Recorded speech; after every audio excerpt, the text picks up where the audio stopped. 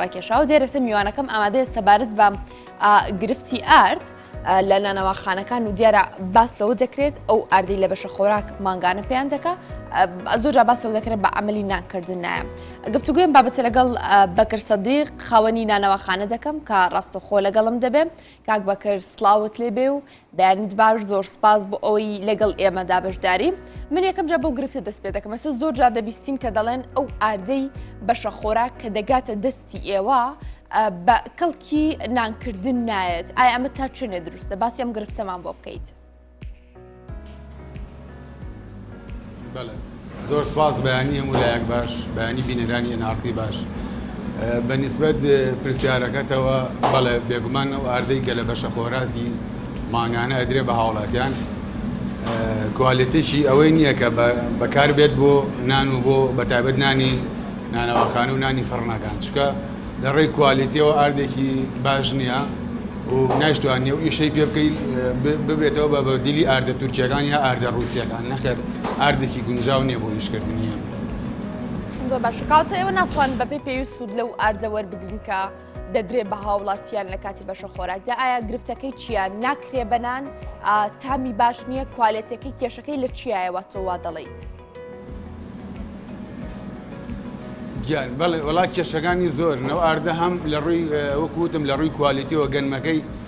گەنمێکی باش نییە، دوایە ئەو ئاشانەی کە ئەی هاڕنەوەیکەن بە ئارد کوالیتیان باش نییە، بەپێی ستاندەردی جیهانی ناکرێت. پاشان ئەو ئاردە کە ئەکرێت بە ئەو گەنمە کە ئەکرێت بە ئارد بەهای خۆی لەدەستە لە کاتی هاڕینەکە با بڵێن بە شێوەیەک ئاڕێت بە جیهازێکی پێشکەوتوو نییە ئاهاڕێت بە گەرمی هەڵەگیرێت و هیچ بە شێوەیەکی تەندروست ناهاڕێت و هەڵ ناگیرێت. لەو کاتەیە ئاردەکە بەهای خۆی لەدەستە و هێز و توانای خۆی لەدەستە و کاتە ناتوانێت بە هیچ شێوەیەک هیچ ئیشێکی خۆراکی پێ بکرێت. تەنها زیاتر لێرە بۆ پرۆژەکانی بەخێوکردنی ئاژەڵان بەکاری هەن هیچ ڕوویەکە نەنان نەسەمونی بێ ناکرێت. زۆر باشە. ئەیکاوتە ئێوە کاک بەکرد چی جۆرە ئاردێک بەکاردێنن لەکوێ ئاردەکانتان بەدەست دەخەن؟ بەڵێ وڵای ئەمە بە درێژایی چەندێکە نزیکەی 12 ساڵ زیاترە بێت ئێمە هەر ئاردی تورکی بەکارێنین، ئاردی تورکی زاید ئاردی ئێرانی و ئاردی ڕووسی، بەڵام بە ڕێژەی لە ساڵانەوە ئاردی تورکی بەکارێنین چکە ئاردی تورکی بە شێوەیەکی ڕێکپێکێتە بەردەسمان و کوالیتی زۆر بەرزە، کوالیتی بە پێی خواستی خۆمانە و ئیشەکە ئێمە جێبەجێەکات. ئاردی تورکی بۆ ئێمە لە هەموو نوع ئاردەکانی کە باشترە. زۆر باشە. ئاردی تورکی بەکارێنین شتێکی ڕێکپێکە و زۆر باشە. کاک بەکر ئەگەر بە ئێمە بڵێ لە ئێستادا نرخی ئەو ئاردە تورکیەی کە دەگاتە دەستی ئێوە چۆنە؟ بڵێ وڵای جۆرەکانی ئارد زۆرن، ینی هەر لە تورکی نزیگەی لە بازاڕە نزیگەی 70 جۆر ئاردی تورکی هەیە بە ناوی جیاجیا و بە شێوازی جیاجیا. ئێسەوە ئاردانەی کە ئێمە بەکارێنین خۆی لە حدودی 36,000 هەتاوەکو نزیکەی 39,000 ئەکەوێت تایەتە ناو دوکانەکەی ئێمەوە لە زاخەوە کە بارەکرێت و یەتە سلێمانی و لێرەش لە ڕێگەی ئەو بازرگانانەوە کە ئێنە تەوزی ئەکرێن لە شارەکانە هەتا ناو دوکانەکان تقریبان 36,000 بۆ 39,000 ئەکەوێت هەموو فەردەیەک کە ئەمەش بۆ خۆی لەم کاتیا گرفتێکی زۆر گەورەی بۆ ئێمە دروست کردووە بەوەی بەرزبوونەوەی نرخەکەیەوە. باشە. کاتە بەپێی ئەزمون تۆ پێشتر هەم ئاردی کڕێ ئێستا دیسانەوە هەر ئەو کارە دەکەیت، پێمان بڵێت تا چێنێ گۆڕانکاری لە نرخەکەیە هەیە، تا چێنێ زیای کردووە، تا چێنێ بە زیان بۆ ئێوە دەگەڕێتەوە؟ بەڵێ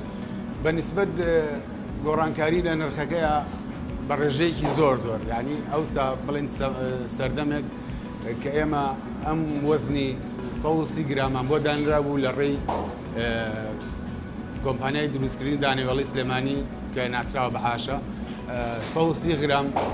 بۆ هەموو وەزنی گونچێکدانرا بوو 8 نان بدرێ بە 1000 دینار لە ساڵی 2005. ئەو کاتە فەردەی ئارد لە سعری لە نێوان 13,000 تا 15,000 دا بوو. ئاردە تورکیەکەی پێویست نەبوو کاتە ئاردی بایعی زۆر بەهاکەی باش بوو، زۆر ڕێکپێک بوو، لە کوالیتیا زۆر بەرز بوو، ئەومان بەکارێنا و بە تێکەڵاوکردن لەگەڵەوە ئاردە سفرا بەڵام ئەم ئاردە تورکیە زیاتر ینی بە معدەلی هەموو کاتێک فەردەی لە 19,000 بۆ 20,000 بووە 20,000 زیاتر نەچوەتە سەری بەڵام لە پاش دروستبوونی چەند قەیرانێک و گرفتی بەرز لە دەستدانی بەهای دیناری عێراقی بەرامبەر بە دۆلار و پاشان ئەم وەزعی کە لەم یەک دوو مانگی کە ڕووییا و بەهۆی بوشکە ساڵی و گومرگ و ئەو شتانەوە ینی بەو ڕێژەیە ینی ڕێژەی تقریبان هەموو بۆ هەموو فەردە ئاردێک بۆ هەموو 50 کیلۆ ئاردێک نزیگەی 15 تا 20,000 دینار چوەتە سەری لە هەموو فەردە ئاردێکە لە هەموو 50 کیلۆیەک ئاردە ئەوەیش گرفتی تەواوی بۆ ئێمە دروست کردەوە بۆ بە فشارێکی زۆر لەسەرمان باشە کاک بەکر ئاماژەت بەوە کرد پێشتر هەر گونکێک واتە نانەکان کێشیان بە 130 گرام دیاری کراوە لە ئێستادا چۆنە لە ئێستادا چەند گرام بۆ ئێوە دیاری کراوە بۆ ئەوەی 8 نان بە 1000 دینار بێت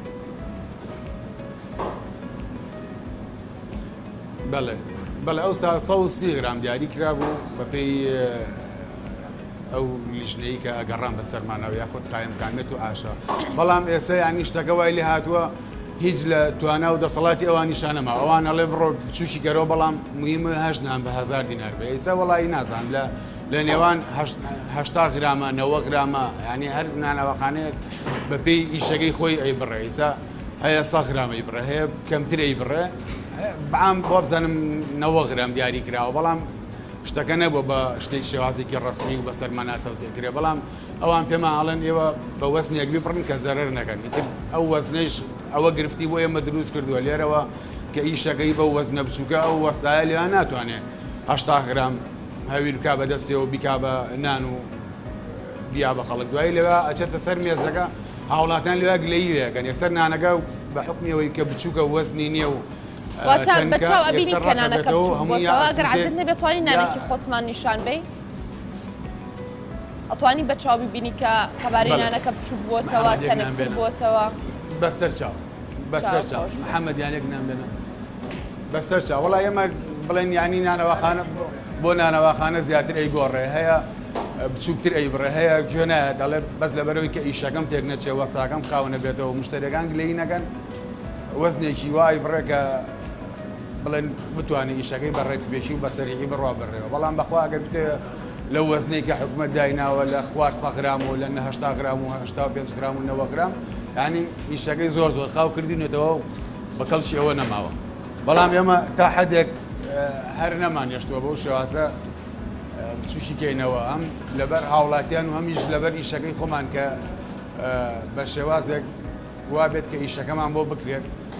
بە حکمیەوەی ئەم ئیشە ئەم گونکە ئەگەر تاوا بچوشی کەیتەوە لێرە هەم وەساگە خاوەکاتەوە و هەم مشتریەکانیش گلەی یەکەن و مشتریەکانیش وای لێت کە نەتوان نانەکە بەرنجکە وشک و ڕقە بێتەوە کە هێناتە دەرو لە تەنورەکە و یەکسەر وشک و ڕقە بێتەوە و یا ئەسووتێت یا ئیترەوە تاکە بەدڵی هاوڵاتیان نابێ و ئەوانیش استفادەی لێ ناکەن بۆ شێواز باشە کاک بورهان شتێکی تریشە ئێستا زۆر جا لە دوای ئەم گرفتەی بچووکردنەوەی نان و ئەم بابەتانە گرفتێکی ترێویشەوەیە زۆر جا کە نانەکە دەکڕی هێندە شیرینە خۆڵی مربای پێوەیە ئەمە هۆکارەکەی چی ئەمە وەکو بڵێ تعویزکردنەوەی قەباری ئاردەکەیە بە ڕێگایەکی تر جان ئەفوو ببورەتێنەگە ئەڵێم هەندێک جار ئەو نانی کە دەیکڕی لە بەشێک لە نانەوەخانەکان زۆر شیرینە بەراورد بەڕابردووە ئەمە هۆکارەکەی بۆ چیە گەڕێتەوە وەکو تعویزکردنی ئەو ئاردەیەکە بەکاری دێنن ئەو گونکەی کە بەکاری دێنن بۆ وەزعی شیرینی وەڵی نازانم هیچ شتێکی وام بەدی نەکردو لە نانەوەخانەکانە ینی بڵێن تامێکی وای هەبێ بە شیرینی ئەگەر مەبەستە ئەوە بێت شتێکی وام نەبیستۆ من ڕاستیەکەی بەڵام ڕەنگە ئیش بۆ ئیش بگۆڕێت ئیش بۆ ئیش فەرقکات شێوازی جیاجا وەرگێ بەڵام وەکو ئیشی نانەوەخانە بە هیچ شێوەیەک هیچ شیرینی و تامێکی دەناکرێت زۆر باشە یاک بەکرد ئەی باسی سۆدەم بۆ بکە زۆر جا باستەوە دەکرێت کە شتێکی گونجاو نییە خراپە بۆ تەندروستی کە سۆدا لە نێو ناندا بەکار بهێنرێ ئێستا چۆنە بەکار دەهێنرێ لە نێو ناندا بڵێ بەنسبەت سۆدەوە سۆدە یەکێکە لە پێگاتەکانی نان ئەگەر نانی نانەوەخانە نانی تەنور سۆدەی تێنەکرێت نابێت یعنی بە هیچ شێوازێک دروست نابێت بۆ بۆیە ئەمانیش لەم کاتە ئەمە مدەی تقریبان 4-5 ساڵەکە بێ قەدەقەیان کردووە لە نانەوەخانەکان هیچ بەدیلێکی کە نییە کە بێت بە جێگرەوەی سۆدە هیچ بەدیلێک نییە بۆی کە ئەو کارە بکا کە سۆدە ئەیکا لە هەویرا سۆدە ئیشی ئەوەیە کە ئەو هەویرە کە هەڵیەت ئەو سۆدەیە نایڵێ لە تەنورەکە بسووتێت بەرگەی ئاگرێکە زیاتر ئەجین بۆ هیچ شتێکی کە تێی ناکەین ئەوەیە بڵێ غەشێکە یا خوانەخواست مادەیەکی خراپە سۆدە لەوەتەی نانەوەخانە هەیە و لەوەتەی ئەم شێوازی ئیشە هەیە سۆدە بەکارێت هەر نەک لێرە لە هەموو وڵاتان یعنی خۆ ئێمە ئەو برادرانی کە لێرە نانەوا بوون ئێستا لە وڵاتانی ئەوروپا ئیشی نانەواییەکەن پرسیارەکەین ئێماڵێ بەڵێ مار سۆدەیەکەین و سۆدە شتێکی ئەوە نییە بڵێ وڵاقە دەغێ یا نەگونجاوە هەر سۆدەی تەیەکەن هەرۆک و کوردستان بەڵام شوێن بۆ شوێن فەرقەکە هەیە ئیشەکەی بڵێن بە یەک تەنور ئیشەکە سۆدەی زیاتری تەیەکا و بۆ ئەوەی ئەو نانە بەرگەی ئاگرەکە بگرێت چکە ئاگرێکی زۆری تایە بەڵام ئەگەر دوکانەکە و دوو تەنور بێ یا سێ تەنور بێ ئەتوانی بە ڕێژێکی زۆر کەم سۆدە بەکاربێنی چکە ئەو سۆدە بەس بۆ ئەوەیە بەرگری لە هەویرەکە بکات لە تەنورەکان نەسووتێت. زۆر باشە کاک بەکرسدوی خاوەن نانەوەخانە زۆر سپاس بۆی ڕاستەخۆ لەگەڵ ئێمەدا ئامادە بوو سپاس بۆ تەواوی زانێرەکانی کاک بەکر.